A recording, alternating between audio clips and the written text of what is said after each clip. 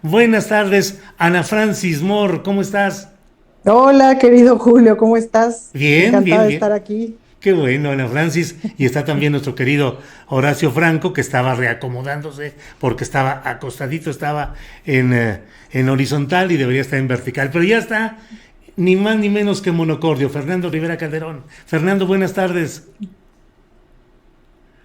Amor y ¿Qué onda, paz. Julio? ¿Qué onda, Pollito.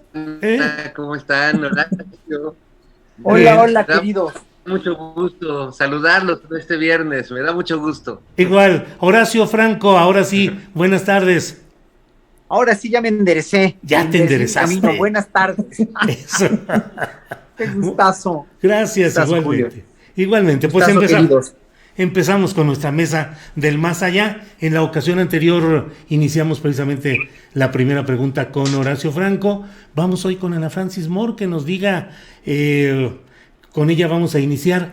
Ana Francis, pues no sé de tantas cosas que hay, si tú quieres aportar algo, poner algo sobre la mesa, algún punto para discutir o analizar, o bien le entramos al mes militarizado que está sucediendo en México por razones de fechas que se acumulan históricamente, pues, pero que hacen que haya una mayor presencia del ejército con la marcha de la lealtad, el día del ejército hoy, Mm. el día de la fuerza aérea. Hay una gran presencia y en eso a lo mejor, más allá de la evidencia, más allá de lo inmediato, valdría la pena preguntarnos qué tanto se está consolidando realmente la fuerza militar y qué tanto a la luz de la historia eso puede ser positivo o negativo. El presidente dice, el presidente López Obrador, que aspira a que más adelante se convierta el ejército mexicano en una fuerza de paz.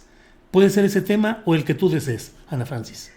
Pues si quieres le entramos con ese, aunque eventualmente tendremos que aterrizar en Salgado Macedonio, me parece que Sí, va a haber que pasar por ahí. sí, Pero fíjate que justo estaba pensando en, porque claro, hoy que vi el asunto de las Fuerzas Armadas y otra vez la presencia del presidente ahí, etcétera, bueno, en la narrativa nos están contando la historia de que el presidente y el ejército están muy juntitos, muy pegaditos, trabajando muy juntitos, pues, ¿no? uh-huh. Eso, por supuesto, que tiene todas las aristas del mundo.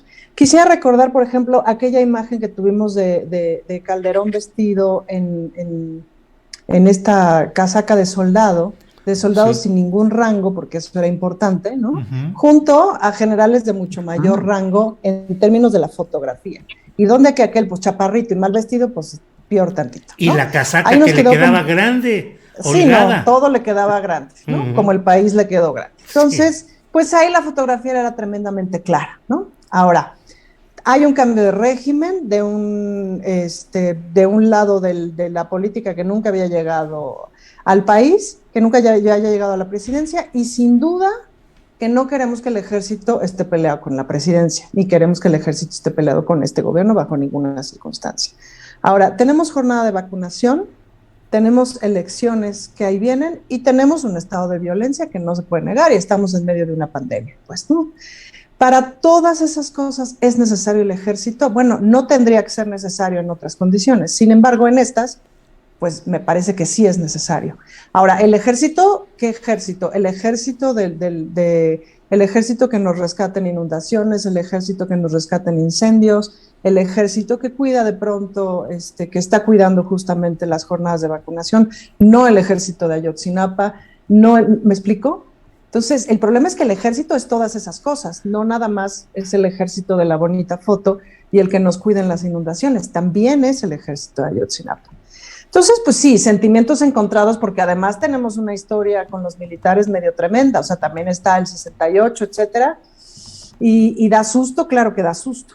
Pero por otro lado, me parece que uno de los aciertos del presidente ha sido pues poner al ejército que te ha construido tu aeropuerto, que ha construido tu refinería, que ha construido, no, o sea, se los trae en chinga y bien ocupaditos en un montón de obra pública Uh-huh. que reduce los costos, van en tiempo, etcétera, etcétera, porque también es cierto que el ejército es muy capaz.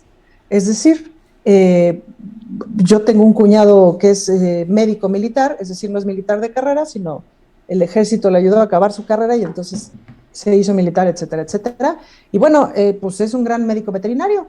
y como él hay muchísimos, hay grandes médicos, hay grandes profesionales de todas las áreas en el ejército, porque el ejército es un buen lugar para hacer carrera, y sin duda que el ejército es una salida súper digna y súper buena para muchísima gente que de otra manera no tendría acceso a educación, no tendría acceso a casa, a un salario decente, etcétera. Pero también es el ejército del 68 y de Ayotzinapa. Como siempre, no es sencillo. Los signos son, la historia que nos cuentan es, el presidente nos está queriendo decir, el ejército está conmigo,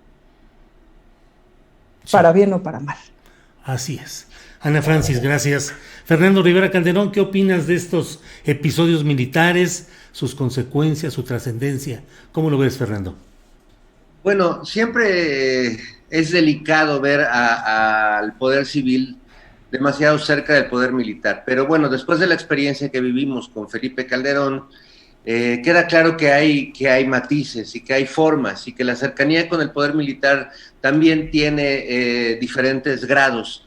En el caso de la administración de Felipe Calderón, creo, y de Peña Nieto, creo que esa relación llegó a niveles verdaderamente perversos, donde la actitud de las Fuerzas Armadas, y vaya que cuando hablo de las Fuerzas Armadas, como bien dice Ana, son muchas Fuerzas Armadas, es un universo, el ejército mexicano, no podemos hablar como de un solo, aunque haya un solo poder y sea finalmente una estructura de un poder central, que es el presidente de la República, son tantas personas y se conforma de tantos niveles que es todo un universo donde hay gente que le ha hecho un gran bien al país en las grandes catástrofes, en la repartición de los medicamentos, etcétera. Hay una parte que tiene una deuda pendiente con toda la sociedad, que es la parte de el haber conocido de lo que sucedió con los chicos de Iguala, el haber tenido relaciones con grupos del narco, esa parte de las Fuerzas Armadas que ha nutrido de información y de personal a grupos del narco durante décadas, gente que sale de la milicia y que se vuelven informantes y gente muy valiosa para los grupos del crimen organizado.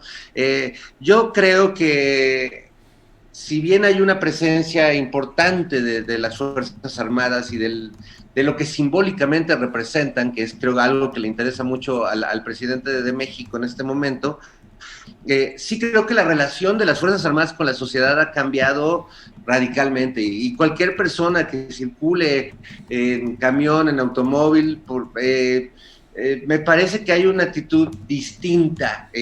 A mí en el sexenio de Calderón, yo yendo a Acapulco con mis hijos en coche, me tocó que nos encañonaron a mis dos niños y a mí, y yo le decía al oficial, ¿por qué tiene que encañonar a los niños? No, usted cállese. Y, o sea, era un trato de delincuentes a todos los ciudadanos. Uh-huh. Eso no lo he visto y me ha tocado ver militares y la presencia militar en el país, de la Guardia Nacional. Y creo que la actitud es completamente diferente. Hablo desde mi experiencia. No me encanta que el ejército se vea tanto, pero creo que en momentos donde el gobierno está siendo tan golpeado por tantos lados y con estos afanes protogolpistas que hay en ciertos sectores empresariales y políticos, pues sí creo que en términos simbólicos es una manifestación de fuerza y de apoyo y de lealtad del ejército como institución. Gracias, Fernando. Horacio Franco, ¿qué opinas sobre este mismo tema, por favor? Yo lo que tengo que decir, que opino prácticamente lo mismo que mis colegas, es que ¿qué otra cosa puede ser el ejército sino un reflejo de la sociedad mexicana? Un reflejo donde los mandos altos siempre tienen algo que esconder o algo que decir o algo que declarar o no, finalmente, o sea, generalizar en que todos los mandos altos son Cienfuegos o son parecidos a Cienfuegos o son parecidos a los militares que encabezaron la represión del 68 o la del 71, es generalizar, y generalizar es ya en esta época muy políticamente incorrecto en todos los sentidos. Entonces el ejército tiene mandos altos que son muy plurales, tiene mandos medios que son como quien decía Ana Francis muy acertadamente, los médicos militares, los capitanes que están en la milicia, etcétera, etcétera, que son gente muy inteligente, muy preparada, muy trabajadora, los mismos colegas míos, músicos de la orquesta del ejército, que son gente muy trabajadora, que los traen en chinga en uno y otro evento, bueno, al menos antes de la pandemia y en los sexenios anteriores, yo tuve muchos alumnos que fueron miembros de las orquestas y las bandas del ejército y de la marina, y en verdad, o sea, ahí no se andan con medias tintas en la disciplina ni nada, es gente muy disciplinada, es gente que admiro mucho, en verdad, y es gente que me merece todo el respeto, como la gente que trabaja en la sociedad civil también, o sea, y hay los mandos bajos, todos los obreros, la gente de condición tan humilde que está al servicio del ejército, que trabaja muchísimo también, que es gente muy honesta y muy próvida y muy sólida moralmente hablando. El problema es que, como en todas las cuestiones de una sociedad, la gente que se corrompe, la gente que empieza a hacer tranzas, la gente que se colude con el narcotráfico dentro o fuera del ejército, es lo que ensombrece la labor de una institución tan sólida como el ejército. Es decir, sí, obviamente el ejército es un reflejo de la sociedad, es lo mismo que en la iglesia hay mandos altos maravillosos, pero hay mandos altos como Sandoval Íñiguez con sus declaraciones que hizo hace poco que dan de veras terror y dan asco, ¿no? Y hay gente, pues, hombre, como Samuel Ruiz o como el obispo Vera, ¿no? El obispo Saúl Vera, que es un bastión y que son mandos altos que son maravillosos. O sea, iglesia, ejército, empresarios y políticos son un reflejo de lo dividido y de lo vulnerable que es una sociedad civil, o una sociedad en general, como la sociedad mexicana. Entonces, pues, obviamente ahí tienes al comandante supremo de las Fuerzas Armadas tratando de nivelar ese barco y tratando de mantener a flote y de tener como aliado al ejército, que es también un cuetote, porque obviamente seguramente mucha gente del ejército estuvo antes coludida con el narco, ¿no? Y no lo dudamos ni tantito, o mucha gente del ejército fue represora, o mucha gente del ejército se metió hasta el cuello en Ayotzinapa y no lo quieren soltar. Entonces, pues sí, es una cuestión verdaderamente muy dantesca lo que tenemos en México, no nada más en el ejército, sino en todos los sectores de esta sociedad mexicana. Gracias, Horacio. Ana Francis, bueno, pues no hay de otra. Ya chole o No hay no de ya otra. chole. ¿Cómo ves Híjole, el ya chole? Fíjate que a mí me gustaría muchísimo que el presidente aprendiera a no morder ese anzuelo, porque además ahí viene el 8 de marzo, Julio. Entonces nos esperan 3 semanas de portadas en el Reforma y el Universal de ya chole, de ya no sé qué. Yo vería como diversas cuestiones. Por un lado, es impresentable el asunto de la precandidatura de Salgado Macedonio. Es impresentable para Guerrero, para la Fiscalía de Guerrero, para el partido político, es impresentable. Supongo que lo que yo esperaría es un presidente que dijera: me solidarizo con las víctimas, deseo que se haga justicia, acepto que el asunto de la presunción de inocencia no funciona cuando hablamos de violencia de género, porque no funciona, ese es el asunto, y en lo que yo pueda participar, en lo que yo pueda colaborar, colaboraré. Esa es la declaración que nos gustaría escuchar del presidente. Ahora, aquí hay una serie de complejidades, me parece. Por un lado, tenemos como a los poderes comunes, ¿no? Ahorita Horacio acaba de describir muy bien el ejército, la iglesia, el Estado, no sé qué. Y por otro lado, tenemos un poder no común, que es el movimiento feminista mundial, el regional, y si me apuras, el mexicano, que es de los más fuertes de la región. Que tenemos ciertos acuerdos, digamos, las feministas en el mundo. Uno de los acuerdos es el aborto va, no se discute. Otro de los acuerdos es el yo te creo, hermana, porque la presunción de inocencia no funciona para nosotras, no ha funcionado. Y el asunto es que prisa sí tenemos, pero no hay manera de que nos echemos para atrás. Porque desde que abres la puerta, o más bien desde que abres los ojos, porque muchas veces en tu casa eso es lo que ocurre, te están violentando por ser mujer. Entonces, esto es una carrera de vida, ¿me explico? Y entonces siempre vamos a insistir en que el presidente comprenda las cosas de otra manera y no lo comprende. Ahora, si te soy honesta, nunca hemos tenido un presidente que comprenda. Yo te podría decir que en el Poder Ejecutivo he visto que Marcelo Ebrard comprende. Cuando fue jefe de gobierno de la Ciudad de México, entendía el asunto de las mujeres, entendía la perspectiva de género. Me parece que Claudia Sheinbaum la comprende, y párale de contar. Pues nunca hemos tenido un presidente que comprenda. Entonces, claro, pues desde su perspectiva, pues esto es un golpeteo y etcétera.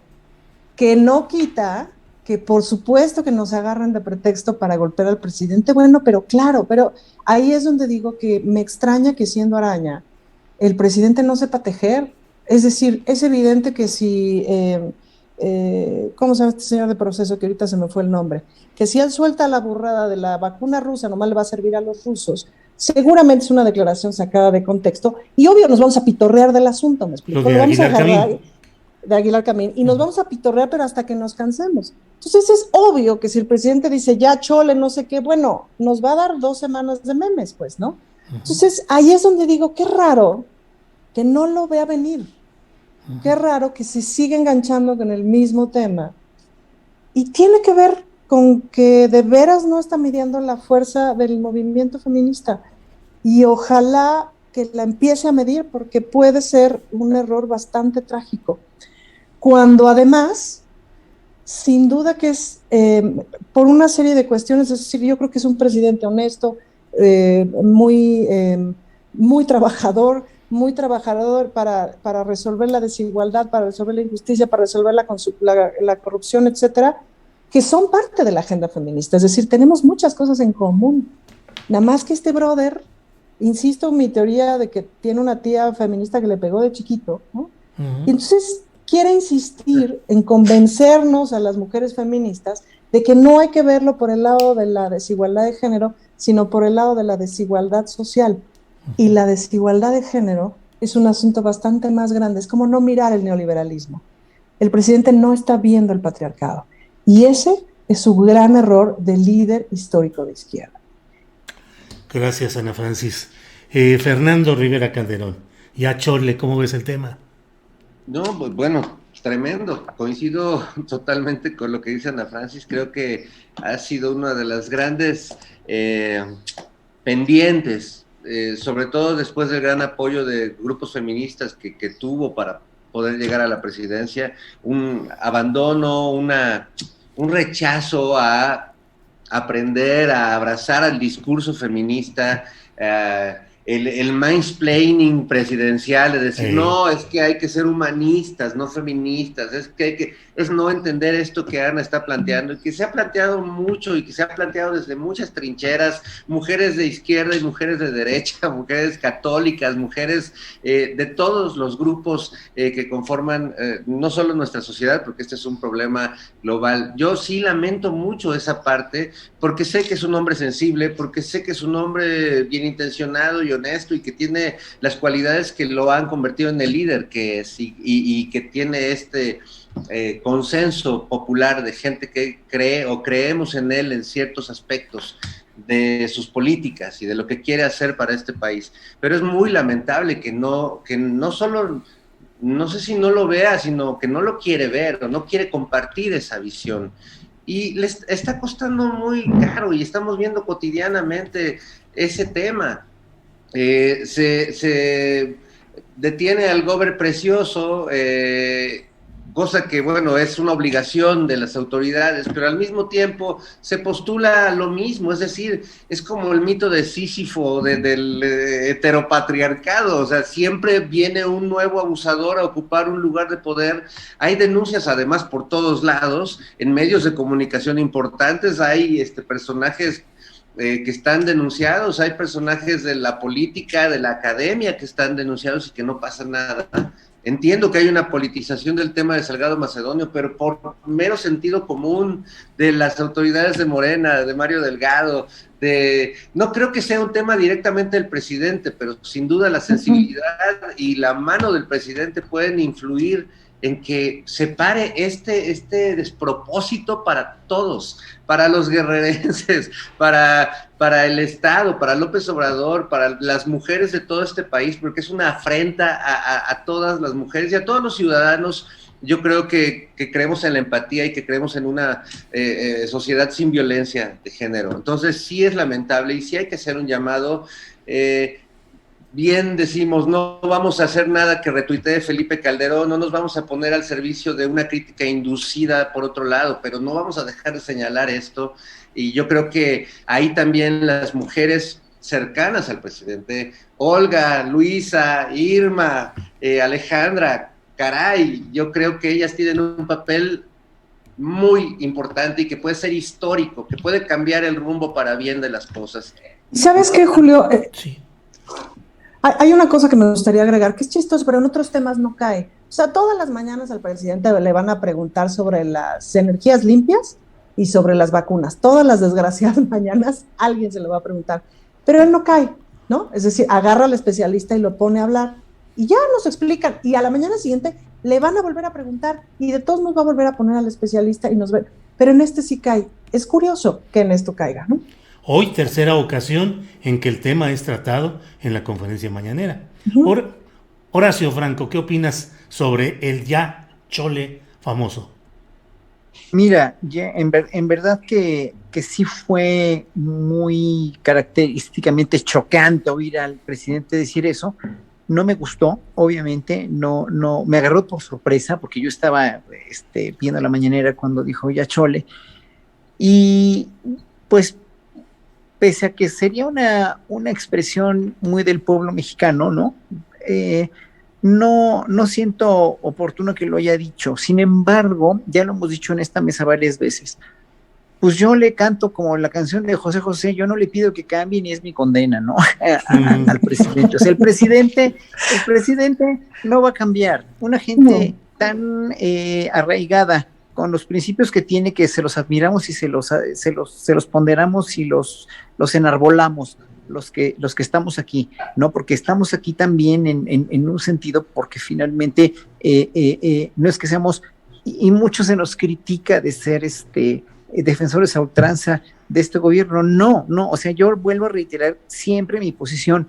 Yo estoy apoyando a este gobierno porque ya era imposible seguir como estábamos, y aparte el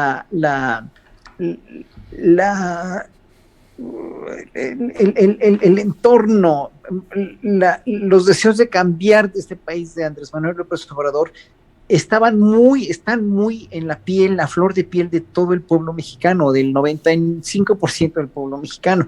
Otros que ya están dudando y que están siendo manipulados por los medios tradicionales de comunicación podrían estar pensando otra cosa. No más que yo nada más le pido a toda esa gente que tenga memoria histórica y que tenga realmente un sentido del peligro que representa, que regresemos a este pasado que nos llevó a donde estamos ahorita. Otra cosa también muy importante que debemos recordar siempre en la cuestión de un pueblo con memoria histórica es que no podemos seguir adelante si no vemos al pasado. Y el presidente todos los días en su conferencia de prensa está todo el tiempo ching y jode, ¿no? Con volver al pasado y con toda la cuestión. Y yo, en verdad, siempre se lo agradezco porque es una cuestión muy importante que estamos como estamos, lo de las vacunas, etcétera. Perdone, se me fue tantito el internet. Estamos como estamos por culpa de todo, o por responsabilidad, no nada más culpa de todo lo que hicieron antes. Entonces, pues sí, en ese sentido, yo no le pido que cambie el Obrador. La cuestión aquí es que sí, obviamente tenemos que tener en cuenta de que no va a cambiar y de que no se va a volver un feminista ultranza, no. Como no se va a volver tampoco un admirador de la agenda LGBTI, porque no creció con eso. Pero sí, sin embargo, como bien dice Ana Francis, pues tiene a Olga, tiene a Irma, tiene a Alejandra Frausto, tiene a tanta gente que en un momento dado puede sacar la casta del mismo gabinete por todos nosotros, por las mujeres y por las minorías. Pero hay otra cosa también que el pueblo no ha tomado en cuenta, y que eso también yo lo pido en un momento dado considerar, ¿no? Ayer, oyendo en entrevista con Rubén Luengas a Díaz Polanco, estaba diciendo que este caso de Salgado Macedonio no está cerrado, el caso de Salgado Macedonio todavía no es definitivo ni definitorio para la candidatura. Yo lo único que espero, ya fuera de López Obrador, fuera de lo que nuestra cabecita de algodón, como bien le dice, ¿no? Quiera hacer o quiera hacer con su agenda feminista o no agenda feminista, lo único que le pido a Morena es que consideren, ¿verdad?, que tiene un hito histórico en la cuestión de los partidos políticos en México y se va a demostrar ser un partido como los que nos gobernaron anteriormente y que son finalmente corruptos, corrompidos, chapulinescos, etcétera, etcétera, pues no los vamos a querer ya no este periodo electoral, sino al siguiente. Vamos a reflexionar mucho y se va a caer todo lo que Andrés Manuel está construyendo. ¿Por qué? Porque pues es decepcionante que un partido político esté jugando así con fuego y con esas candidaturas, ¿no? De los otros, pues no me asombra, ¿no? Obviamente, Pues digo, sí. si hay enmascarados o hay paquitas o Sí. hay lo que sea, pues eso no me importa, porque ellos ya están dando tantos patados de ahogado que no me importa. A mí el mismo Enrique Garay, oyendo la entrevista que bien le hiciste la otra vez, pues Enrique Garay es un tipazo, pero yo no sé qué va a hacer como político, ¿no? Pero bueno, allá ellos, pues, ¿no? Pero Morena, precisamente con Enrique Garay, pues no puede simplemente arruinar su ideología, arruinar la misión que tiene en México como partido político importantísima, que es realmente por nombrar gente que no está preparada para eso, ¿no? O gente que tiene estos antecedentes como Salgado Macedonio o como el Chapulín del PAN de San Luis Potosí, que dices, no es posible, o sea, ¿a dónde quedó la decencia y el pundonor, no? O sea, no sé, como si Morena no tuviera gente suficientemente valiosa como para lanzar candidaturas que valgan la pena y convencernos a todos y callarnos la boca a todos de que Morena es un partido que está dividido, etcétera, etcétera. A ver, callémosle la boca a estos cabrones que están en contra de Morena. Yo no estoy afiliado a Morena ni estaré nunca afiliado a ningún partido porque a todos, en ninguno creo, pues, ¿no? De nuestro a todos por una u otra razón, pero en este caso, pues sí, o sea, tienen que ponerse de veras guapos y ver que no pueden seguir así como partido, ¿no? Bien, Horacio, gracias. Ana Francis, más allá de lo inmediato, evidentemente se ha hecho un esfuerzo por la paridad de género, que haya en el gabinete presidencial una mitad de hombres y una mitad de mujeres, que en las candidaturas también haya ahora para las próximas elecciones mitad de hombres y mitad de mujeres. Pero te pregunto, ¿qué tanto la cuota de poder real, efectiva, sigue cargadísima hacia el lado de los hombres, los varones y otros cargos de menor relevancia, con menor fuerza política, con menor capacidad operativa, son entregados simbólicamente a las mujeres? ¿Es un paso adelante necesario? ¿Es eficaz? ¿Cómo lo ves? Es un paso adelante necesario, sí, sin duda, muy bueno, pero bueno, insuficiente, pues sí, pues vamos tarde, pero bueno, mira, es cosa de tomarla también con paciencia y filosofía. No hay paridad en el mundo, punto. Pero no hay paridad en el mundo, punto. Estaba yo viendo una serie muy buena en Netflix que se llama Borgen, que habla sobre, ¿no?, la primera ministra de Dinamarca, etcétera, que el marido le hace un pedo porque la señora no está en su casa, ¿me explico? O sea, dices, bueno, si el esposo, la primera ministra de Dinamarca, le hace un pedo porque no está en su casa, y es la primera ministra y los hijos y no sé qué, ay, Diosito santo, pues, ¿no? Si justamente en aquella región del mundo es donde se supone que los derechos de las mujeres están más avanzados, etcétera, etcétera. El patriarcado es un asunto mundial, pues. Ahora, en México me parece que han dado grandes avances y que las compañeras que están en la política, híjole, cómo le han peleado en contra de la violencia política, cómo le han peleado por los espacios de poder, etcétera. ¿Cuándo vamos a ver cambios reales? Bueno, cuando los senadores, cuando los diputados, cuando los funcionarios públicos lleven, por ejemplo, de repente a sus hijos a la oficina, ¿me explico? O sea, cuando empecemos a ver a senadores, a diputados, a funcionarios públicos que cuidan hijos, que se meten a las labores del hogar, que se meten a las labores de cuidado. Cuando, por ejemplo, y no solamente como país, sino como mundo, imaginamos de qué manera podríamos estar resolviendo el grave problema que tenemos de tener a los niños en la casa, pues, ¿no? Que ahorita se nos ocurren 300 maneras de abrir los restaurantes, de abrir los teatros, de abrir los cines, de abrir lo que sea, porque la economía y 70 maneras de vacunar y 70 maneras de lo que sea, pero no se nos ocurren maneras de abrir las escuelas. o no se nos ocurren maneras de colaborarle a la gente que está cuidando hijos en sus casas.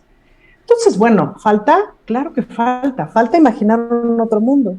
Por eso te decía yo que, o sea, los partidos van y vienen, ¿no? Y me acuerdo de esta imagen de la selfie de los senadores priistas en este periodo, que cabían los senadores priistas en una selfie, cuando fueron el partido mayoritario, pues, ¿no? Los partidos van y vienen, los gobiernos van y vienen. El movimiento feminista y los derechos de las mujeres es un asunto que va mucho más allá, porque las feministas no queremos un poder, no queremos un gobierno, queremos cambiar el mundo, no queremos un pedazo del pastel, queremos cambiar la receta del pastel. Y esa es una agenda, si me permites, pues un poquito más a largo plazo, pues, ¿no? Entonces, ¿hay avances? Claro, falta todo adentro de nuestras casas, falta todo en nuestra cama, falta todo aquí afuera, falta todo en las oficinas de gobierno, falta todo en todos lados, sí, sin duda que falta. Gracias, Ana Francis. ¿Qué cosas más nos faltan, Fernando Rivera Calderón? Nos falta a los hombres sumarnos a esa lucha que yo creo que es la gran revolución de este siglo y de esta época, más allá de nuestra lucha por sobrevivir a la pandemia, que no fue una lucha elegida, ¿no? Es una lucha por sobrevivir. En este caso, yo creo que sí, a los hombres en general nos falta tomar partido, ser no solo conscientes, dejar de ser pasivamente participativos, ser mucho más, porque es una violencia que nos afecta de cualquier manera, ¿no? A los hombres que no somos el modelo de hombre dominante, que te golpeo, que te impongo, pues también se le violenta y se le reprime, y igual que a la comunidad, o sea, es decir, hay un patriarcado que yo, o sea, no sé si comparto el punto del pacto, pero sí creo que hay una necedad de no querer ver, ¿no? Un ensimismamiento deliberado, de no queremos aceptar, no queremos escuchar a las feminazis, a las viejas locas, a las señoras estas que, o sea, todos los adjetivos y palabras que les ponen encima. Yo creo que eso es algo que hace falta y que es necesario en la lucha, y que tenemos que entender que esa es la gran revolución social que nos toca a vivir, y que o estás de un lado, que es el que se va a acabar y que se va a joder, pero que es una guerra, es una lucha que requiere compromiso, que requiere amor, que requiere voluntad, que requiere empatía y solidaridad. Solo eso. Fernando, gracias. Horacio, ¿cómo sumarnos a esta lucha con autenticidad? Porque también pues se dan las posiciones de moda en las que declarativamente, sí, en la apariencia, en lo inmediato, en el caso concreto, denuncias y señalas, pero ¿cuántos de los varones o de los hombres realmente están dispuestos a analizar nuestras propias historias personales, reconocer los abusos y los agravios que hayamos cometido y sumarnos de una manera auténtica y razonada a un proceso como este, Horacio? Mira, yo creo que hay un problema muy de raíz y muy de fondo de la educación mexicana, que es machista, muy machista, pero que también en un momento dado ha tenido, obviamente, a las mujeres como víctimas, sí, como víctimas de este exceso de fuerza y de violencia de los hombres, ¿no? Porque finalmente en eso radica.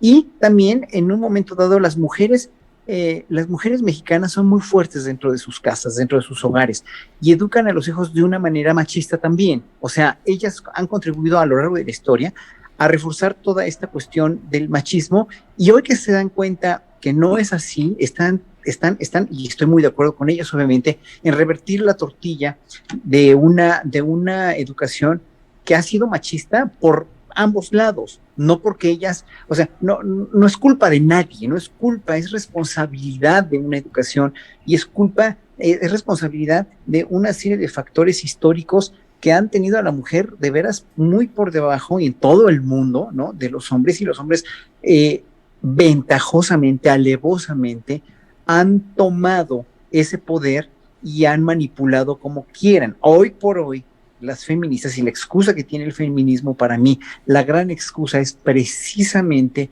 que pues ya basta de que las mujeres no estén empoderadas de la manera en la que se deben empoderar. Si nos vamos a ejemplos como los de Rosario Robles o Marta Sagún, el empoderamiento de Marta Sagún, por ejemplo, son detestables y se pueden denostar de una manera terrible, pero hay mujeres a las que les ha costado muchísimo trabajo llegar hasta donde están, que les han puesto de veras muchas trabas los hombres por ser mujeres, los hombres en el poder, y evidentemente sí hay una desventaja muy grande, esa desventaja educativa de 500 años, si ustedes lo quieren así, ¿no?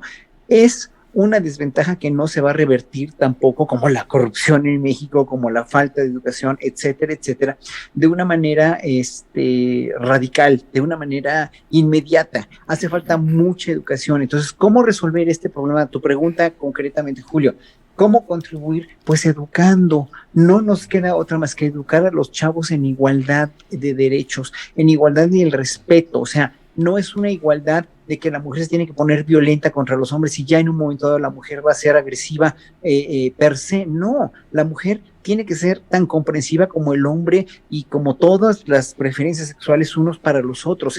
Esa incomprensión que hay entre hombres y mujeres también la hay en mi comunidad, en la comunidad LGBT, y lo sabe Ana Francis también, ¿no? Que entre de veras, entre los trans, entre los bisexuales, entre tanta gente que son diversas y que no nos hemos acostumbrado a vivir en una diversidad porque llevamos 5 siglos de estar educados de una manera pésima. Esa es mi visión de cómo podríamos contribuir los hombres a esto con educación. Y se ve que mucha gente que está manipulando toda la cuestión de Salgado Macedonio o de quien sea, ¿no? De los feminicidios, etcétera, etcétera, de que no se castigan los feminicidios como se tienen que castigar aquí en este país, y también los crímenes por homofobia y transfobia, ¿no? Es que en verdad hay una gran hipocresía y una gran falta de voluntad política y de voluntad jurídica por arreglar esta situación, ¿no? Y es por educación.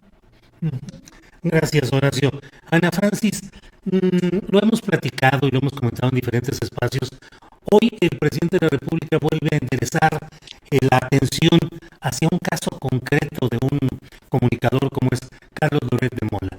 Le responde, le dice que es un linchador, menciona otros casos de otro tipo de medios de comunicación, pero yo sigo pensando, me sigo preguntando, ¿por qué el presidente de la República sigue haciendo crecer los bonos, la presencia de ciertos personajes cuya evolución de su información o sus comentarios deberían correr por su propio carril, por el lado que le dé su propio medio y su propia presencia? Pero el presidente sigue enfocando su crítica en el periodismo viejo, sigue criticando al periodismo impreso de Reforma, que es de pago, sigue atacando, señalando al Universal, que bueno, pues tiene una historia muy conocida con su director, en fin. ¿Por qué esa recurrencia a no entender que hay nuevas formas de comunicación que debería equilibrar, y que a él estar señalando ciertos personajes en concreto es convertirlos en un polo opositor que él va magnificando? ¿Qué opinas? Pues a lo mejor es justamente otra de las trampas en las que también cae el presidente, es decir, no me parece que estos personajes corran solos, porque detrás de ellos hay mucho dinero. Ahora sí que detrás de las vistas que tenga Carlos Loret de Mola en sus redes sociales y en sus propios programas, etcétera, hay mucho dinero para empujar a que sean más vistos de lo que naturalmente serían por el público en general. No creo que hayamos tenido nunca, ni creo que estemos en una circunstancia en la cual los medios en general justo corran por sus propias ventas o corran por sus propias vistas. Entonces, creo que una de las cosas que hemos visto en las mañaneras y que hemos visto con este presidente es que justo nos desvela cosas que no necesariamente sabemos, y de repente dice cosas que nunca habíamos escuchado, pues, de un presidente, pues, ¿no? Nunca habíamos tenido un presidente que se pusiera a decir algo así sobre un comunicador en específico, sobre un medio en específico. nada más el comunicador o el medio desaparecían, pues, ¿no? No porque hubiera presidentes que no estuvieran, que no atacaran medios. Y no me parece que el presidente los esté atacando, me parece que está diciendo lo que opinan. Ahora, la pregunta es, si con eso les da fuerza, pues no lo sé. No sé si con eso les dé fuerza, no sé si con eso nos aclare un pedacito más del panorama. Lo cierto es que detrás de estos medios, detrás de estos comunicadores, hay un montón de intereses, hay un montón de dinero que parece no acabarse, de una serie de grupos que quieren que regrese a un status quo que no ha terminado de irse y que ahora sí que va a tardar. Entonces, pues sí, me queda la duda de si con esto el presidente nos vuelve a recordar algo que es importante no olvidar, o le está dando más fuerza a unos específicamente por mencionarlos. Yo no estaría tan segura. Probablemente valga la pena seguir recordando quiénes son. Gracias, Ana Francis.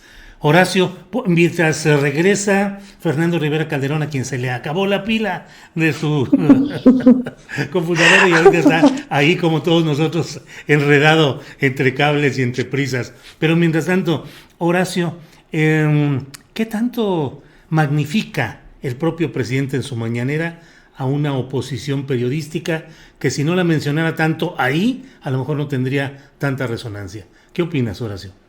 Mira, yo lo haría de otra manera y lo he escrito mucho en El Soberano, donde escribo de repente que me invitan, ¿no? Uh-huh. Yo no les daría tanta importancia. Yo, personalmente, ya con el poder en la mano, como presidente y como pues, un funcionario que tiene que tener vista periscópica a todos lados, no les daría tanto peso y tanta importancia. Sin embargo, porque aquí en el chat, yo estoy leyendo el chat ahorita, aquí está, tengo otro teléfono, leo el chat y respondo. Cuando puedo, ¿no? Entonces soy multitask, pero me dicen, es que ponga atención, sí pongo atención, pero también respondo. Sí. Hay muchos factores que por los cuales Andrés Manuel López Obrador lanza todos los días estas réplicas en contra de tantos que lo atacan. Yo en un momento dado llegué a pensar que era como rencor por todo lo que le habían hecho, que digo, yo sí tendré mucho resentimiento por tantas cosas que me hicieron como jefe de gobierno con el desafuero, como candidato, o sea, le quitaron la presidencia, en realidad pues 2 veces, ¿no? Una más clara que la otra, ¿no? Porque con la de Peña Nieto obviamente pues Televisa compró toda la presidencia, pero en un momento dado pues a Andrés Manuel ya le tocaba ser presidente desde hace 2 sexenios y no lo fue, ¿no? Y entonces aquí la cuestión es que pues no creo que lo haga por resentimiento, pero lo hace precisamente por tener o por refrescar la memoria y por contestar genuinamente lo que Perdón, tiene a lo que mejor alguien contestar. tiene perdido su sonido Sí. y se mete de su computadora y se mete.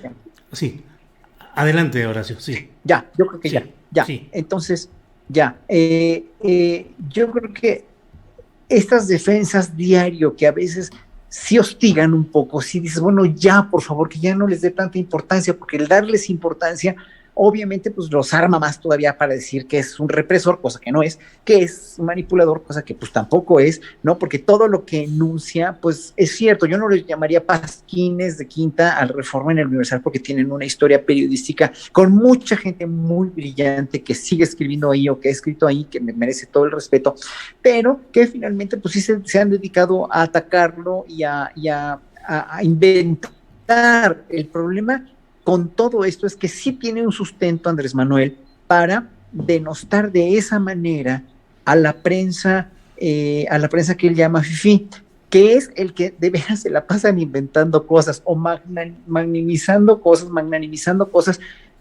o difundiendo noticias que no son ciertas y haciendo hincapié en cosas negativas que sí suelen pasar, porque obviamente todos los gobiernos, hasta en los más próvidos y sólidos y democráticos, hay errores y hay fallas que se tienen que señalar, pero que en un momento dado nunca toman en cuenta lo bueno, nunca toman en cuenta todo lo que se ha hecho de bien en este sexenio. Y por aquí hay un señor que me dice, Alejandro, no me acuerdo cómo se llama, que yo defiendo a ultranza, ¿no? Que no encuentro argumentos para defender mejor o más a López Obrador y a su gobierno. No es que no es eso. Yo veo lo que no me gusta de este gobierno, pero veo que hay muchísimas cosas muy buenas que no se toman en cuenta y que el Reforma y el Universal de veras no las toman en cuenta. O sea, si pasa algo negativo, ahí está en primera plana. O si pueden inventar algo que por inventarlo, también ahí está en primera plana. Y eso alimenta los corajes y los odios de la oposición y de la gente que está manipulada, gente mucha adscrita a la clase media o la clase alta de este país, que están odiando porque perdieron privilegios, que están deseando que este presidente no acabe su sexenio. Entonces, están echándole leña al fuego.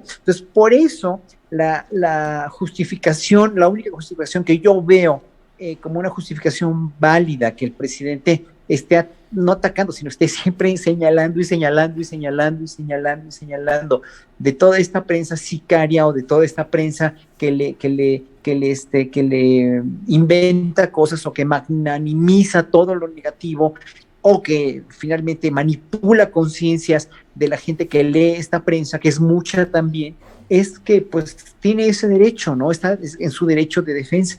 No me encanta, yo yo les restaría mucha importancia y hablaría de otra cosa, no de ellos, pero sí, digo, obviamente, yo ya leyendo los tweets de gente como Jorge Castañeda o de Aguilar Camilo, sí, o de cualquiera de ellos, dices, es que no inventen, o sea, leí un tweet de Jorge Castañeda que de veras, funcionarios de la 4T de aduanas, ¿no? O sea, son funcionarios de la 4T, sí. O sea, agentes de la 4T. No manches. O sea, agentes de la 4T, o sea, entonces yo por trabajar en el Conservatorio Nacional de Música, ¿soy maestro de la 4T? Pues no, o sea, no.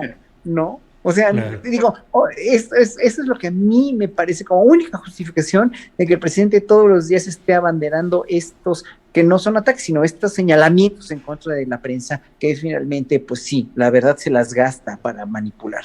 Gracias, Horacio. Ahora, lo que puedo decir algo nada más, lo que a Jorge Castañeda le molesta es que no lo hayan reconocido y lo hayan dejado pasar como persona famosa que es. Pasa mucho que llegas del avión y están afuera los de aduana, carajo. Sí. No pasa nada, les enseñas tu chingado pasaporte y ya te sigues. Qué manera de hacerla de jamón, porque no lo reconocieron al buen hombre. Claro. Agente Fernando Rivera Calderón, reportándose ya aquí a la estación. Atento. Tenemos aquí ya un presunto indeseable, prepotente, que dice ser haber sido canciller de México, pero exacto. No.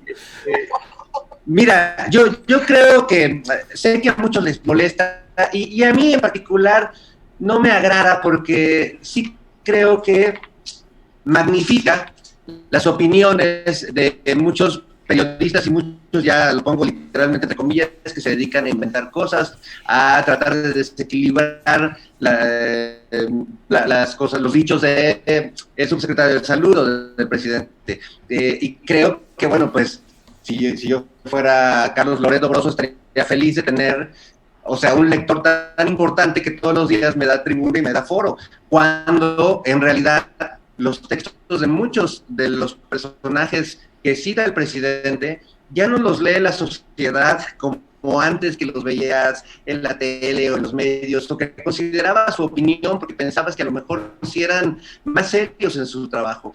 Yo la verdad es que cuando no me entero, porque el presidente lo comenta, de lo que dice Camino, o lo que dice Krause, lo que dice cualquiera de estos periodistas, me entero porque me lo manda mi tía o tía 4T o el abuelito furioso, que son las cosas que se retuitean entre ellos y que hacen sus cadenas así como de oración. Y que ya no tienen el peso que tuvieron en algún momento. Ya no es esa voz cantante que tuvo en algún momento Joaquín López Dóriga o el mismo Carlos Loret.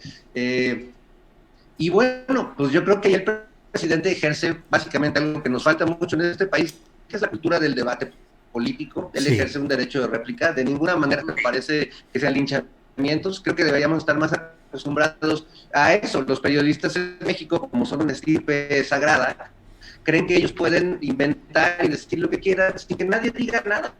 y que sea el presidente, funcionario cualquiera, tiene la obligación de quedarse callado ante una infamia o una calumnia, como hay cotidianamente calumnias y mentiras sobre incluso la vida personal del presidente o su círculo cercano. Entonces, yo celebro que, en primera, que tengamos un presidente que lee a sus críticos, no que los ignora abiertamente como lo han hecho los últimos gobernantes de este país, que les responde, que les da un lugar. Los otros se sienten victimizados y se tiran al piso, y me recuerdan mucho a Neymar en sus mejores partidos, pero en realidad me parece que es un derecho y que fomenta una cultura, pues el debate y el diálogo en México, que nos hace mucha falta, ¿no?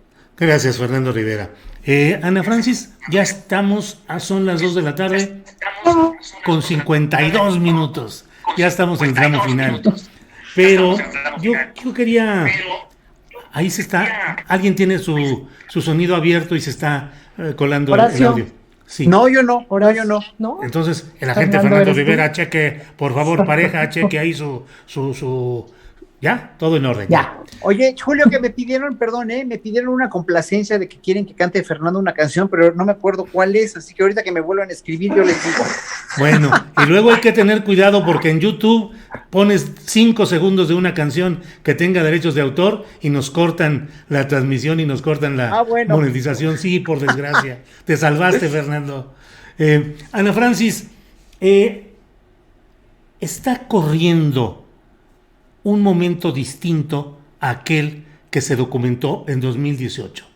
Creo que las cosas van cambiando, que hay una gran conjunción de factores muy poderosos contra López Obrador y su propuesta de gobierno, y me parece que no hay los ideólogos, ni la producción intelectual, ni la crítica, ni la autocrítica para adecuar el proyecto de Morena y 4T a esta nueva realidad. ¿Lo ves así, Ana Francis? Fíjate que muchos sí. Hace un tiempo me invitaron a participar en un grupo de conversación que probablemente se iba a convertir en una revista. Digamos que el proyecto no necesariamente está muerto, pero va lento, justamente de personas de la izquierda que decían, independientemente de lo que esté haciendo la supuesta oposición, necesitamos, carajo, una discusión interna justo para hablar de estas cosas, pues, ¿no? De cómo le hacemos para que este proyecto de nación sea mejor, se instale, se termine de instalar, continúe, Julio. No podemos permitir que terminando el sexenio luego otra vez, piedad. Sí. ¿A dónde nos vamos a ir a vivir? ¿Me explico? Etcétera, etcétera. Y eso hace muchísima falta. No podemos esperar que lo que hoy denominamos izquierda no tenga los vicios que tiene el país entero. Es decir, vimos ahora en las vacunas de determinadas delegaciones, llegó gente de otras delegaciones a quererse vacunar, y etcétera, etcétera, etcétera. Gente. Entonces, pues sí, tenemos el vicio de la gandalla, de la corrupción, esas prácticas del patriarcado, ¿no? Esas prácticas tienen que ir cambiando y tienen que irse echando para atrás.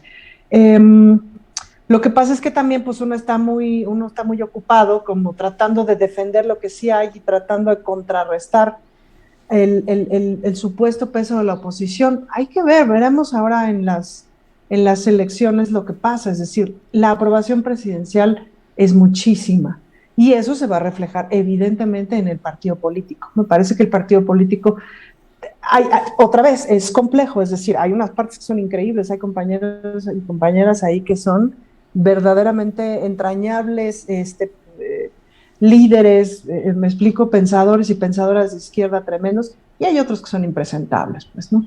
Ahora, ¿esa tendría que ser la naturaleza de un partido político? Pues yo pensaría que no es lo mismo, no es lo mismo. No es lo mismo este presidente con todo y que diga de pronto estas cosas a los anteriores, bueno, pero ni de risa. Obviamente que no es lo mismo. Una cosa que a mí me gusta, por ejemplo, de este presidente, pues es que no te da tole con el dedo, ¿me explico? Los anteriores presidentes fueron los más feministas de palabra. Ahí te encargo, pues, ¿no? Pues este dice lo que piensa. Y eso está bueno porque con la verdad puedes trabajar. Entonces, sí me parece que necesitamos, independientemente de trabajar también poniendo esta barrera para que la falsa información, para que toda esta serie de mentiras no pasen, pues también tenemos que poner un esfuerzo en el pensamiento para la autocrítica, para poder colaborar justo a que este proyecto de nación que empieza se siga y se siga de forma cada vez mejor. Claro. Ana Francis, gracias. Horacio Franco, ¿qué nos falta? Crítica, autocrítica. ¿Hay ideólogos para entender el nuevo momento que se está viviendo? ¿Quiénes son los defensores con fuerza como ideólogos de la 4T también? Mira, es que defender un proyecto tan complejo como la 4T o como un gobierno que lleva 2 años tratando de cambiar todo el desmadre que dejaron, porque sí fue un verdadero desbarajuste, o sea, sí era una devastación, o sea, el hecho de que haya habido tanto huachicol, tanta corrupción, el narco, bla, bla, bla, ¿no? Entonces, el hecho de que ellos Morena aglutinó una serie de personajes que, pues no es que estén mal en sus planteamientos políticos o en sus defensas de una u otra razón, pero aquí lo que menos importó fue la ideología de la ideología de izquierda, ¿no? O sea, ya Morena no es hoy por hoy un partido que no es de izquierda, finalmente, no es de izquierda, ¿no? Entonces, la misma mentalidad del presidente no se puede llamar que sea un izquierda, ¿no? Por todo esto que estábamos platicando. Entonces, ¿quiénes son los ideólogos de una 4T?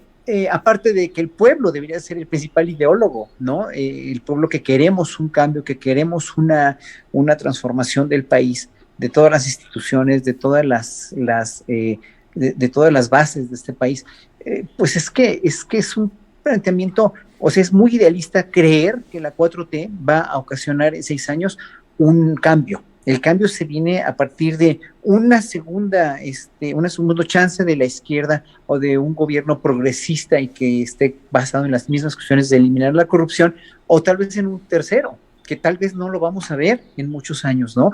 Y menos si gana la oposición, menos si ganan los que gobernaron antes. Entonces, ¿quiénes son los ideólogos? Bueno, yo podría nombrar una serie de muchos ideólogos que incluso se están destazando entre ellos, ¿no? Lo vemos constantemente, como las opiniones del mismo Jalife, que es de izquierda, están en contra de está en contra tanto de Pedro Salmerón como del mismo, denostando a López-Gatell, etcétera, etcétera.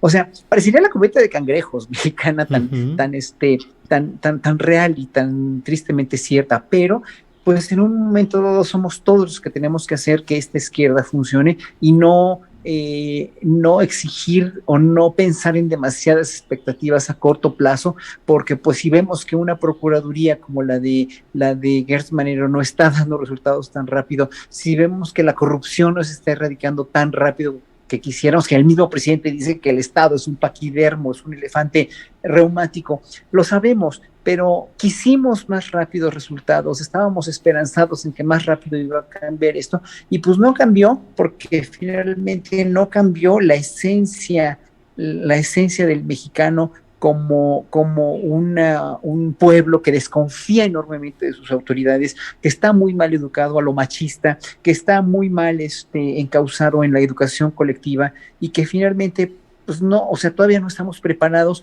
en realidad para el cambio. Sin embargo, el grandísimo mérito de toda esta cuarta transformación es que a la gente la han politizado de una manera muchísimo más elocuente, más eminente, o sea, la gente está muchísimo más politizada y más al pendiente de todo lo que hace o no hace Andrés Manuel López Obrador, de todo el proceso de vacunación. La pandemia nos ha unido realmente también como un pueblo, pues al pendiente de todo, ¿no? De todas las cuestiones de urgencia que hay que arreglar, etcétera, etcétera. Y como vuelvo a decir, mientras hay una prensa sicaria que no ve lo que están ahorrando, la gente a la que están ayudando, toda la infraestructura en las obras que se están haciendo, que se iban a beneficiar en un largo plazo a todo esto, generando empleos, ahorrando, como les vuelvo a decir, el dinero y repartiendo mejor la riqueza, pues obviamente no son mexicanos que amen a México, ¿no? Se aman a ellos mismos y quieren más y más y más. Yo les pregunto nada más a toda esa gente que robó tanto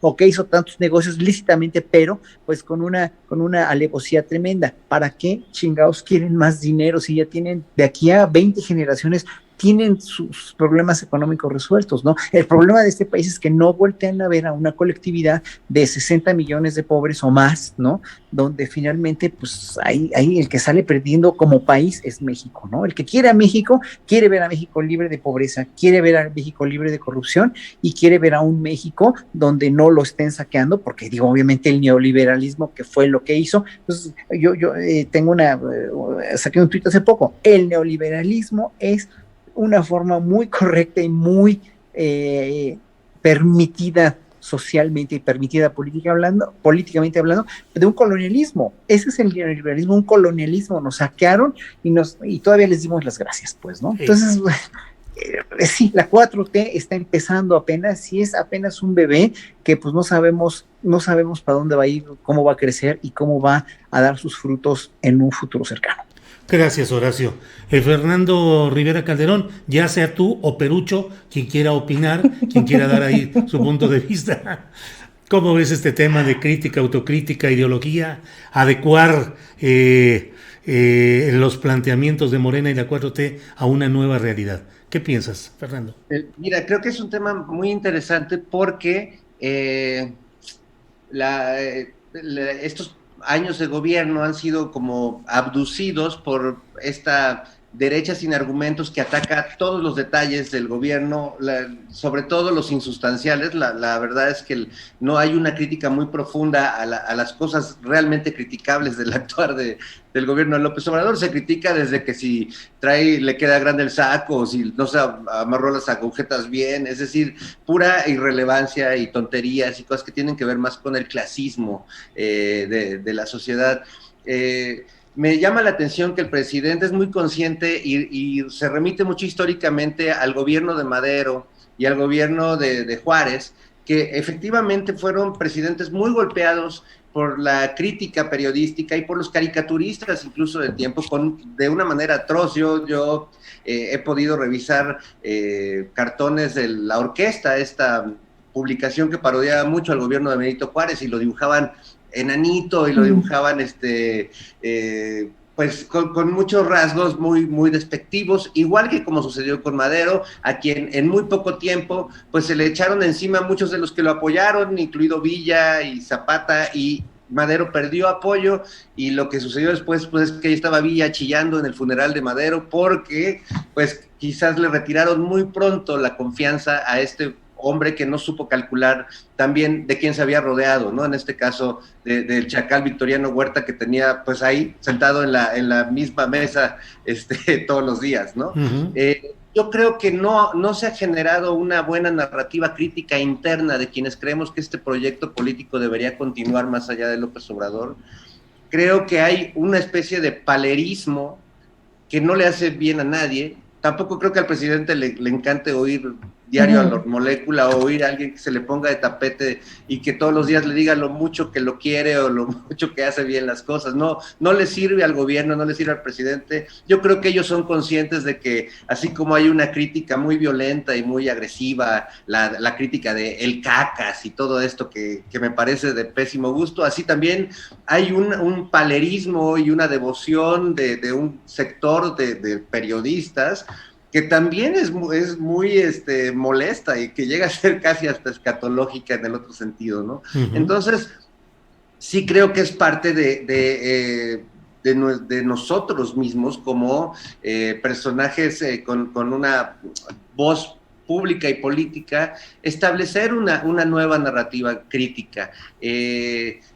Porque no todo va a ser Pigmenio y John Ackerman y Gibran y Estefanía. Es decir, a mí me parece sorprendente lo que pasa con Estefanía Veloz, que me parece una chica muy inteligente, que opina constantemente, pero que la atacan desde Héctor de Mauleón a la que Felipe Calderón la quieren acabar. Y me parece que eso refleja mucho, en primera, que muchas de las voces importantes que deberían estar estableciendo una narrativa a favor de este proyecto de gobierno no lo están haciendo porque tienen miedo, porque les da penita, porque no quieren que los troleen en las redes sociales, y lo están haciendo los más chavos y se los están acabando y los están fortaleciendo en realidad. No los van a acabar, los están haciendo más fuertes, pero sí creo que hace falta ese análisis, esa reflexión crítica. Y sobre todo, bueno, esto que estamos haciendo ahora, este diálogo que creo que sí marcan una nueva narrativa crítica. No nos estamos subiendo a lo que estamos leyendo desde ayer en redes sociales, y me parece muy loable que nadie haya sacado su cartelito de, no sé, ¿no? A mí no me gusta jugar al coro griego. Y en este sentido en el que lo están jugando los periodistas de la derecha, los liberales de la derecha mexicana. Bueno, pues muchas gracias a los tres. Son las 3 de la tarde con 7 minutos, pero diría yo, Ana Francis, como dicen algunos entrevistadores, algo que le hubiera gustado que le preguntara y no le pregunté. Entonces, si quieres algún tema o alguna otra cosa, adelante, Ana Francis. No, pues nada más un poquito recordar que una de las grandes modernidades justamente de Andrés Manuel es que, no sé si ustedes se acordarán cuando el desafuero, que en el Zócalo, antes de ir a declarar, dijo, los amo desaforadamente. Es el primer político que habla públicamente del amor. Me acuerdo también, creo que al cierre de campaña del 2018 dijo, soy un hombre feliz. Es decir, es un tipo feliz, es un tipo que ama México. En el sexenio anterior tuvimos un tipo que no conocía México, el presidente seguramente más clasista que hemos tenido. Y el anterior odió México con todas sus ganas, ¿no? Felipe Calderón odió México con todas sus ganas. Entonces, claro, cuando un líder como la presidenta de Nueva Zelanda habla de amor y habla de felicidad, decimos, wow, claro, allá está el primer mundo. Pero cuando tenemos un líder que es francamente brillante, pero resulta que tiene un acento regional, y pa' colmo, un acento regional del sureste, entonces no es de primer mundo, entonces no es nivel de Harvard, entonces no es ese nivel, y se nos olvida de pronto que tenemos un líder como pocos en la historia.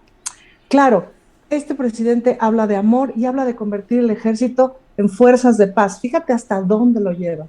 Y ese es un gran concepto. Ojalá vayamos hasta allá, por el bien de México, sin duda. Pero pone estos conceptos sobre la mesa. No hay manera de hacer justicia en este país si no pones el amor y la misericordia junto a la justicia. Por eso me duele que con los asuntos de género no ponga el amor y la misericordia. Ese sin duda coincido o insisto que es su lado ciego.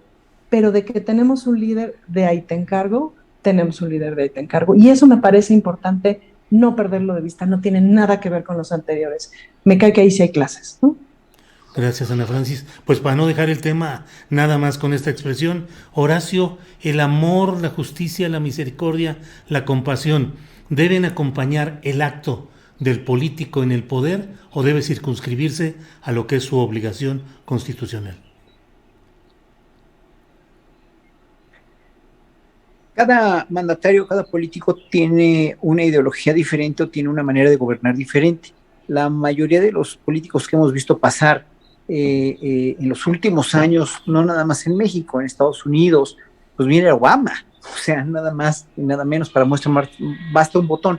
Que navegan con bandera de democráticos y de buena onda y el mismo Clinton, ¿no? O el mismo Trudeau, hoy con lo de las vacunas, ¿no? O sea, me asombra cómo pueden dar una imagen muy equivocada de lo que finalmente quieren para sus países. Y yo no niego que Canadá quiera todas las vacunas del mundo para su pueblo, para tener a su pueblo vacunado de aquí a 30 años, ¿no? Pero pues obviamente no están hablando de amor ni de garantías de nada, o sea, ni el mismo Putin y los chinos menos, ¿no? Que son tan comunistas y tan extremos, ¿no? En ese sentido, el hecho de que tengamos un presidente que quiere ver a su pueblo feliz, con ese nivel de felicidad que deberíamos tener por ser un país enormemente rico, ¿no? Pero enormemente saqueado, pero enormemente pues congruente, trabajador, optimista, porque el pueblo mexicano es un pueblo que no es depresivo per se, ¿no? Entonces, yo creo que ahí tiene López Obrador una gran ganancia ante los ojos del pueblo que sí lo quiere, que sí lo ama en realidad, y que sí estaba necesitado de que alguien volteara a verlo al pueblo real, y no de una manera como moneda demagógica de cambio, ¿no? Para subir su popularidad o Peña Nieto bombón, te quiero en mi colchón o algo así, ¿no? O sea, López Obrador tiene, como bien dijo Ana Francis, las bases morales y las bases anímicas y psicológicas para ser un presidente muy querido. Sin embargo, obviamente, pues es un ser humano como todos lo somos, y en un momento dado tiene lados que sí necesitan, ya lo dijo Ana Francis, pero en ese, y ahora sí que vuelvo a decir, no le pido que cambie, ni es mi condena, pero en un momento dado su gabinete es el que podría en un momento dado tener un poco más de representatividad ante las mujeres y decir, no señores, aquí estamos nosotros también y apoyamos esta causa o apoyamos otras causas, ¿no? Yo creo que en ese sentido Andrés Manuel es un presidente que no está, obviamente no está solo en su gabinete, no va a acabar solo y está el pueblo todo con él, pero en un momento dado lo quieren hacer pasar como si estuviera solo, como si fuera un tirano, como si fuera una gente que no quiere el bien o que no está haciendo nada para el pueblo. Vuelvo a decir otra vez, la gente que lo quiere tirar, la gente que no está viendo, o sí lo saben, pero se hacen pendejos, obviamente, es que evidentemente no van a reconocer que algo muy bueno está pasando en este país, pero es algo muy bueno que no les toca a ellos. Y es ahí donde finalmente pues nunca vamos a coincidir y la polarización va a seguir y va a seguir y va a seguir. Hable o no hable Andrés Manuel de la prensa sicaria o de los fifís o de los conservadores en la mañanera, obviamente. Pero el simple hecho que exista una mañanera donde se informe lo que está haciendo el gobierno, para mí es un gran acontecimiento a nivel mundial. El simple hecho que vaya Ebrard a decir que se deben aplicar la firma de lo que lograron ellos a través de Andrés Manuel en la ONU para que el mundo no esté desprovisto de vacunas, pues es un gran logro. O sea, hay muchísimos grandes logros. Andrés Manuel se le respeta mucho en el extranjero como un líder realmente que vale la pena. ¿Quiénes lo denuestran? Claro, pues los españoles de Iberdrola, obviamente, que dicen que es un idiota porque no se pone el cubrebocas, bla, bla, bla, bla, bla, y eso refuerza también a muchos detractores aquí en México a que no, si en el extranjero lo ven mal, pues lo tenemos que ver peor nosotros, ¿no?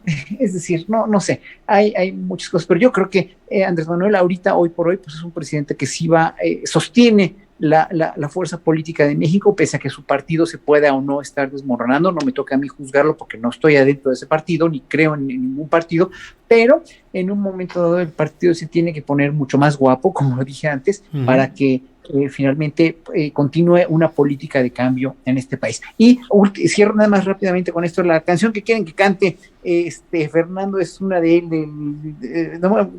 se me fue la canción de Calderón, el desfile de Calderón se llama. Muy bien. Te toca, Fernando Rivera. Había un programa, no me acuerdo si de Raúl Astor, que decía, y ahora sí, el final, o sea, porque tenía varios finales. Entonces, ahora sí, el final. El presidente suele decir, amor con amor se paga, e introduce muchos elementos, pues, religiosos, de creencia en Dios, del Creador. Tu último comentario sobre este tema, por favor, Fernando. Sin duda. Bueno, nada más pensaba ahorita que decía Horacio Franco sobre Morena, que Morena, si sigue el camino que lleva, se va a convertir en Morona. Órale. Ahí lo dejamos. Nada más. Marca registrada, tienes que ponerle ya, Fernando. Morona, de una vez se los vamos a ir vendiendo. Porque la canción, ya quiero la canción de Morona, por favor.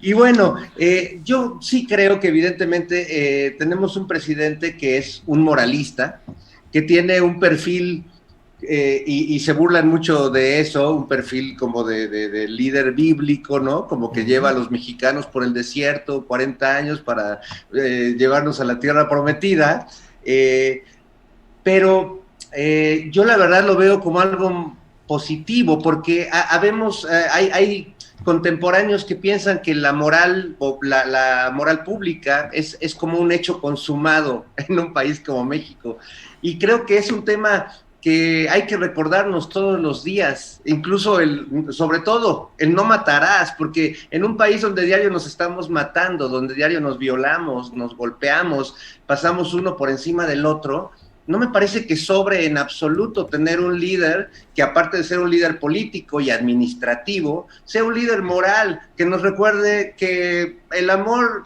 más allá de que seas cristiano, budista o mahometano, que la empatía, que la solidaridad, que el respeto son valores importantes. Y yo creo que en este mundo, cada día más cercano a la prehistoria que a la modernidad o al futuro que nos imaginamos, pues no está de más recordarlo. Y yo la verdad celebro ese perfil amoroso y humoroso, porque es un tipo que sin duda ama a este país, que ama a la gente de este país, cosa que no podría decir de la mayoría de los políticos que son parte de este escenario, y que tiene fe, que es un hombre que tiene este espíritu religioso, sin el cual yo creo que nadie podría aventarse a pretender salvar este país de caer en el abismo. Hay que tener un poco de locura y un poco de espíritu quijotesco para atreverse a hacer lo que López Obrador está haciendo con México. Así que bueno, bienvenidos a esa clase de locos. Muy bien, Fernando, muchas gracias. Pues Ana Francis, muchas gracias, buenas tardes. Gracias, Julio. Gracias, Pollito. Muchas gracias, querido Horacio. Gracias. Horacio, gracias, buenas tardes. Muchas gracias a todos por sus comentarios. Yo tengo el espíritu quijotesco menos el ki. Tengo el espíritu jotesco. A mucha honra. Muy bien. Bravo, Horacio. Fernando, buenas tardes. Buenas tardes, qué gusto verlos como siempre. Insisto que ya necesitamos encontrar la manera de brindar a través del Zoom o algo así, porque es viernes y se antoja con amigos tan queridos. Hagámoslo, a ver cómo encontramos la semana que entra. Gracias a los tres. Hasta luego. Muy